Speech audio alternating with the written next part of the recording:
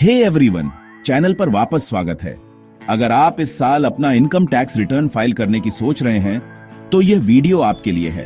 Income tax department ने financial year 2024 to 25 के लिए आईटीआर फाइल करने की डेडलाइन बढ़ा दी है और मेरा विश्वास करो, यह अपडेट आपको बहुत सारे आखिरी मिनट के स्ट्रेस से बचा सकता है। चलो सीधे देखते हैं कि क्या बदला है। आपकी आईटीआर फाइल करने की पुरानी डेडलाइन 31 जुलाई 2025 थी, लेकिन 27 मई से नई डेडलाइन 15 सितंबर 2025 है। यह आपको अपने कागजात तैयार करने के लिए 1.5 महीने का एक्स्ट्रा टाइम देता है। अब यह एक्सटेंशन असल में किसकी मदद करता है?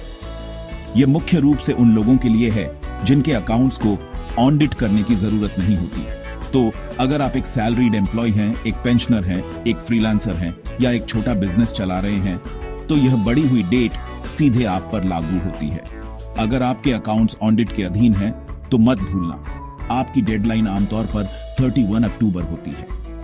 लेकिन यह एक्सटेंशन क्यों अनाउंस किया गया? खैर, नए आईटीआर फॉर्म्स और ऑनलाइन फाइलिंग टूल्स को जारी करने में देरी हुई है। फॉर्म्स अप्रैल के आखिर और मई की शुरुआत में ही नोटिफाई किए गए थे, इसलिए टैक्स पेयर्स और सिस्टम दोनों को ज्यादा टाइम चाहिए था। साथ ही आपके टीडीएस क्रेडिट्स वो 31 मई के बाद दिखते हैं, तो असल में आपको पूरी पिक्चर जून में ही दिखनी शुरू होती है। सरकार ने डेडलाइन बढ़ाने से पहले इन सब को ध्यान में रखा, लेकिन ज्यादा कंफर्टेबल मत हो जाना। अगर आप नई 15 सितंबर की डेडलाइन मिस कर देते हैं, तो यह हो सकता है आप पर 5,000 रुपए तक का लेट फीस लगेगा। साथ ही आपका रिफंड डिले हो सकता है, आपको अपने रिफंड पर इंटरेस्ट नहीं मिल सकता है और आपके रिटर्न की प्रोसेसिंग में ज्यादा टाइम लग सकता है। यह सच में रिस्क लेने लायक नहीं है। और इस साल आईटीआर फॉर्म्स में कुछ अच्छे अपडेट्स हैं।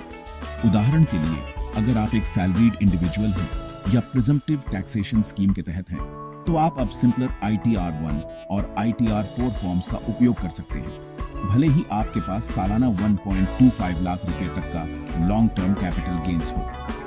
पहले इसका मतलब आपके लिए ज्यादा कागजात होते थे, लेकिन अब यह बहुत आसान हो गया है।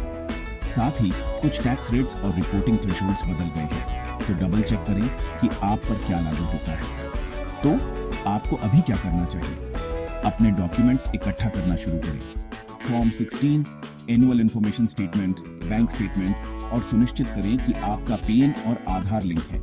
सबसे अच्छी टिप, जितनी जल्दी हो सके अपनी आईटीआर फाइल करें। आखिरी डेट का इंतजार न करें, भले ही आपको एक्स्ट्रा टाइम मिल गया हो। और अगर आप अभी भी अनश्योर हैं, तो आप online free ITR filing guide देख सकते हैं, या अगर आपको एक्स्ट्रा पीस ऑफ माइंड चाहिए, तो एक प्रोफेशनल सर्विस का उपयोग करने पर विचार करें। तो दोस्तों, डेडलाइन भले ही आगे बढ़ गई हो, लेकिन अपनी जिम्मेदारी में देरी न करें। उस लाइक बटन को दबाओ, इस वीडियो को अपने दोस्तों और परिवार के साथ शेयर करो, और सभी महत्वपूर्ण फाइनेंशियल न्यूज पर अपडेट रहने के लिए सब्सक्राइब करो। देखने के लिए धन्यवाद।